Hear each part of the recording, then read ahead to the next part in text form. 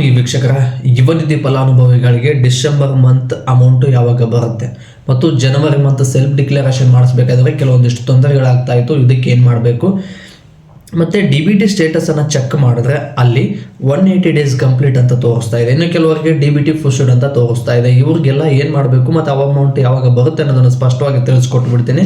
ಯಾರೆಲ್ಲ ಮೊದಲನೇ ಬಾರಿಗೆ ನನ್ನ ಚಾನಲ್ ನೋಡ್ತಾ ಇದ್ರು ಸಬ್ಸ್ಕ್ರೈಬ್ ಮಾಡೋದ್ರ ಮೂಲಕ ಸಪೋರ್ಟ್ ಮಾಡಿ ಅಂತ ಹೇಳ್ತಾ ಆಗಿದ್ದಾರೆ. ಬನ್ನಿ ಸ್ನೇಹಿತರೆ, ಡಿಸೆಂಬರ್ ತಿಂಗಳಲ್ಲಿ ನೀವು DBT ಸ್ಟೇಟಸ್ ಏನಾದರೂ ಚೆಕ್ ಮಾಡಿದ್ರೆ DBT ಫುಲ್ಡ್ ಅಂತ ತೋರಿಸ್ತಾ ಇದ್ರೆ ವಿತಿನ್ 7 ವರ್ಕಿಂಗ್ ಡೇಸ್ ಒಳಗಡೆ ನಿಮ್ಮ ಖಾತೆಗೆ ಅಮೌಂಟು ಬರುತ್ತೆ.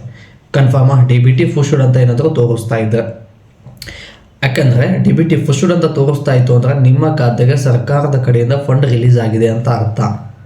ಮತ್ತು ನಿಮ್ದೇನಾದರೂ DBT ಮುಂದೆ 180 ಡೇಸ್ ಕಂಪ್ಲೀಟ್ ಅಂತ ಏನಾದರೂ ತೋರಿಸ್ತಾ ಇದ್ದರೆ ಅವ್ರದ್ದು ಜನವರಿ ತಿಂಗಳಲ್ಲಿ ಅಮೌಂಟ್ ಏನು ಫಂಡ್ ರಿಲೀಸ್ ಆಗುತ್ತಲ್ಲ ಯುವ ನಿಧಿ ಫಲಾನುಭವಿಗಳಿಗೆ, ಆ ಅಮೌಂಟು ಇನ್ನೂ ರಿಲೀಸ್ ಆಗಿಲ್ಲ.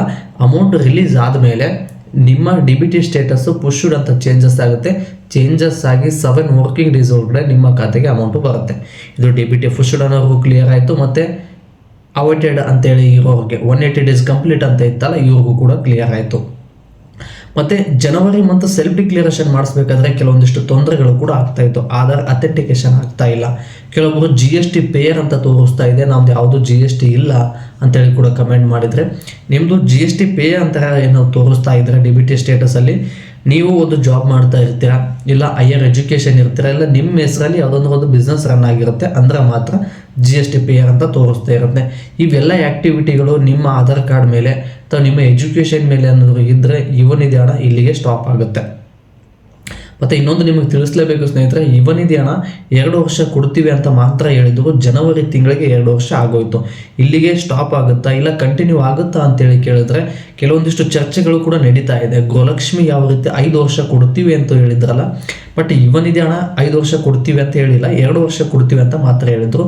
ಇದನ್ನು ಕೂಡ 5 ವರ್ಷಕ್ಕೆ ಮಾಡಬೇಕು ಅನ್ನೋ ಕೆಲವೊಂದು ಯೋಜನೆಗಳು ಜಾರಿಗೆ ಬರ್ತಾ ಇದೆ. ಬಟ್ ಇನ್ನು ಸ್ಪಷ್ಟವಾಗಿ ಅದ್ರ ಬಗ್ಗೆ ಕ್ಲಿಯರ್ ಆಗಿ ಕೊಟ್ಟಿಲ್ಲ. ನಿಮಗೇನು ಅನಿಸುತ್ತೆ, 5 ವರ್ಷ ಕಂಟಿನ್ಯೂ ಆಗಬೇಕಾ ಬೇಡವಾ ಅನ್ನೋದನ್ನು ಕಮೆಂಟ್ ಬಾಕ್ಸಲ್ಲಿ ತಿಳಿಸಿ.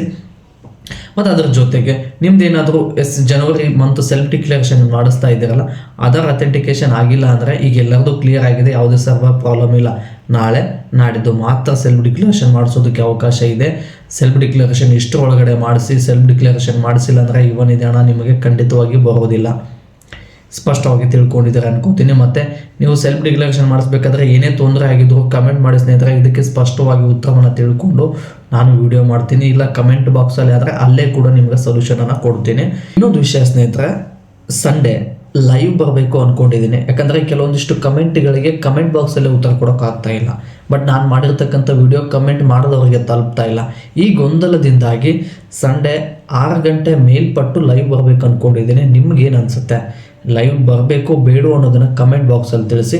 ಇದೇ ರೀತಿಯಾಗಿ ನಾನು ಹೆಚ್ಚಿನ ವಿಡಿಯೋ ಮಾಡಲು ನಿಮ್ಮ ಪ್ರೋತ್ಸಾಹದ ಅವಶ್ಯಕತೆ ಇದೆ. ಈ ಪ್ರೋತ್ಸಾಹನ ವಿಡಿಯೋಗೆ ಲೈಕ್, ಶೇರ್, ಕಮೆಂಟ್, ಸಬ್ಸ್ಕ್ರೈಬ್ ಮಾಡೋದ್ರ ಮೂಲಕ ಸಪೋರ್ಟ್ ಮಾಡಿ ಅಂತ ಹೇಳ್ತಾ ಮತ್ತೆ ಮುಂದಿನ ವಿಡಿಯೋದಲ್ಲಿ ಸಿಗೋಣ.